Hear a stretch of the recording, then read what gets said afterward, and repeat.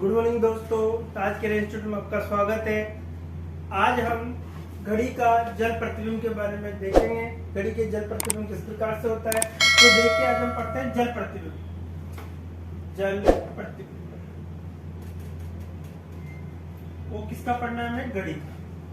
घड़ी का क्या पढ़ना है हमें? जल प्रतिबिंब पढ़ना है। तो घड़ी का जल प्रतिबिंब देखने के लिए किस प्रकार से करते हैं हम, देखो ये आपकी पूर्व दिशा, ये आपकी पश्चिम दिशा, ये आपकी उत्तर और ये क्या है आपकी दक्षिण। पूर्व है, पश्चिम है, उत्तर है और क्या है दक्षिण दिशा है। चारों दिशाओं के अकॉर्डिंग हम देख रहे हैं। तो देखो अब देखो सब जल हमेशा धरातल की इस प्रकार से, तो एक है एम एन, एक दर्पण होगा। एम एन क्या एक दर्पण है। तो इसका जब आप जल प्रतिबिंब देखते हो तो किस प्रकार से बनेगा?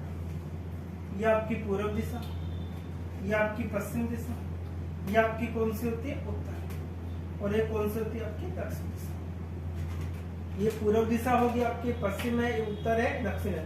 देखो घड़ी के जल प्रतिबिंब और दर्पण प्रतिबिंब इतना सा डिफरेंस है कि वहां पर पूर्व पश्चिम चेंज होता है, यहाँ पर उत्तर दक्षिण चेंज होता है। जो उत्तर था कहाँ चला गया? नीचे, दक्षिण हमेशा यहाँ रह गया। जैसे एग्जाम्पल फॉर हम देखे तो देखिए, जैसे ही माना कि आप हम जल प्रतिबिंब के अकॉर्डिंग देख रहे हैं, जैसे जल प्रतिबिंब। अब देखो हम किसी नदी के किनारे या तालाब के किनारे जब उसके अंदर देखते हैं दर्पण के माध्यम या जल के माध्यम से, तो क्या होता है? तो हमें इस प्रकार की हमारी इमेज दिखाई देती है। इस प्रकार से हमारी क्या दिखाई देती है? इमेज। देखिए इस प्रकार से मिल चुका है। तो ये जल प्रतिबिंब के अकॉर्डिंग होता है। किसके अंतर्गत होता है? जल प्रतिबिंब। एक अगर सिंपल तरीके से हम देखें कि यदि एक दर्पण को धरातल पर रख दिया जाता है तो वह जल प्रतिबिंब का काम करता है। दर्पण को कहाँ रख दिया जाता है? धरातल पर रख दिया जाता है। किसका काम करता है? वह जल प्रतिबिंब का काम करता है। तो हम क्वेश्चन घड़ी के जो क्वेश्चंस के बारे में देखेंगे, क्वेश्चन क्या क्या बनते हैं हमारे।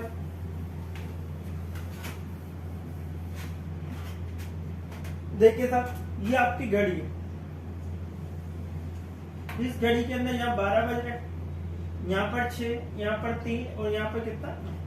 यहाँ पर 1 होगा, 2 होगा, 4 होगा, 5 होगा, 7 होगा, 8 होगा, 10 होगा और क्या होगा? 11। ये सेंटर पॉइंट। अब घड़ी के अंदर जल प्रतिबिंब के बारे में देख रहे हैं। किसके बारे में देख रहे हैं? जल प्रतिबिंब। ये आपका जल प्रतिबिंब बना था।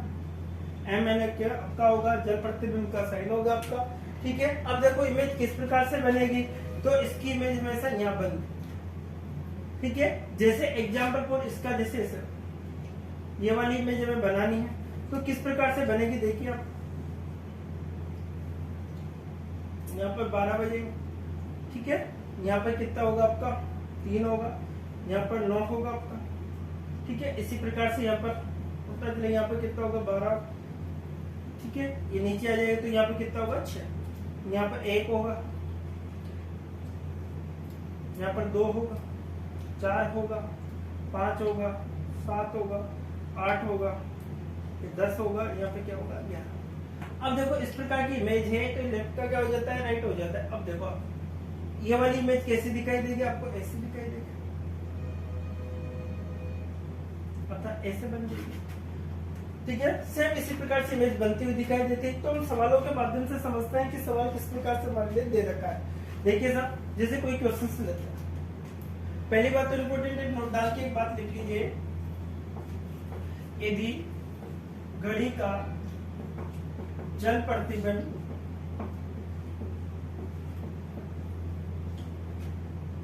देखना है तो पहली कंडीशन, यदि घड़ी में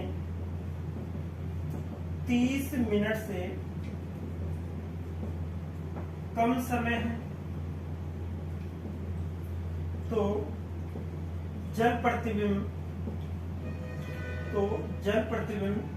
देखने के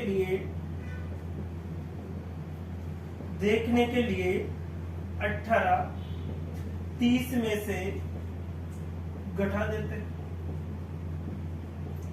18 30 में से क्या करेंगे? घटा देते हैं।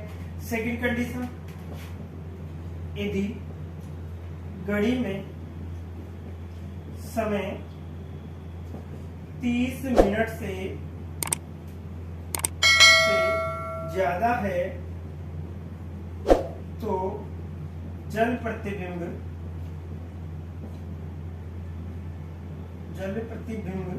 देखने के लिए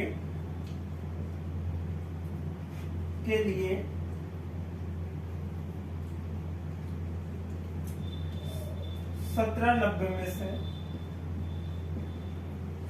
घटा देता है। 1790 में से क्या करेंगे, घटा देंगे। देखो यदि घड़ी में जल प्रतिबिंब की स्थितियां देख रहे हैं, यदि घड़ी में 30 मिनट से कम समय हो रहा है तो जल प्रतिबिंब देखने के लिए 18:30 में से घटा देंगे। यदि घड़ी में समय 30 मिनट से ज्यादा है तो जल प्रतिबिंब देखने के लिए 1790 में से घटा देते हैं। अब देखिए हम क्वेश्चन के माध्यम से समझते हैं क्वेश्चन किस प्रकार से दिया जाता है हमारे लिए।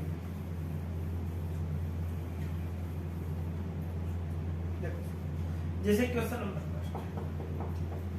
जैसे हमसे कहा गया कि 10:45 का जल प्रतिबिंब है।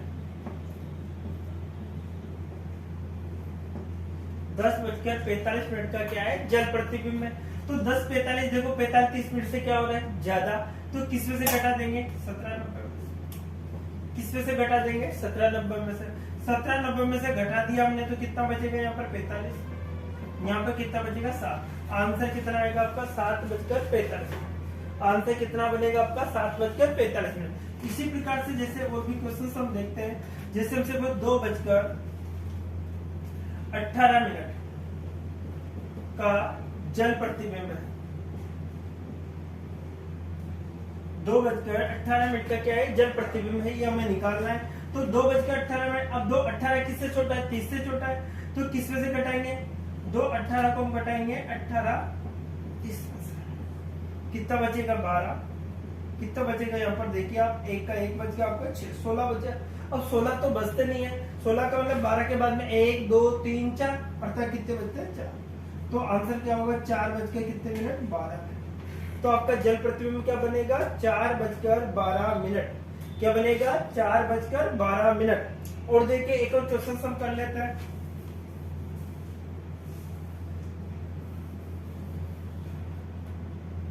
जैसे हमसे पूछा गया कि 11:58 का जल प्रतिबिंब है। 11:58 का क्या है, जल प्रतिबिंब है। तो 11:58 की हमने बात कर रहे हैं। तो देखो 11:58 किससे ज्यादा है, 30 मिनट से ज्यादा है। तो किस पे से घटाएंगे, 1790 में से। किस पे से घटाएंगे, 1790 में से। 2 बचा, यहाँ से कितना बचेगा आपका 3।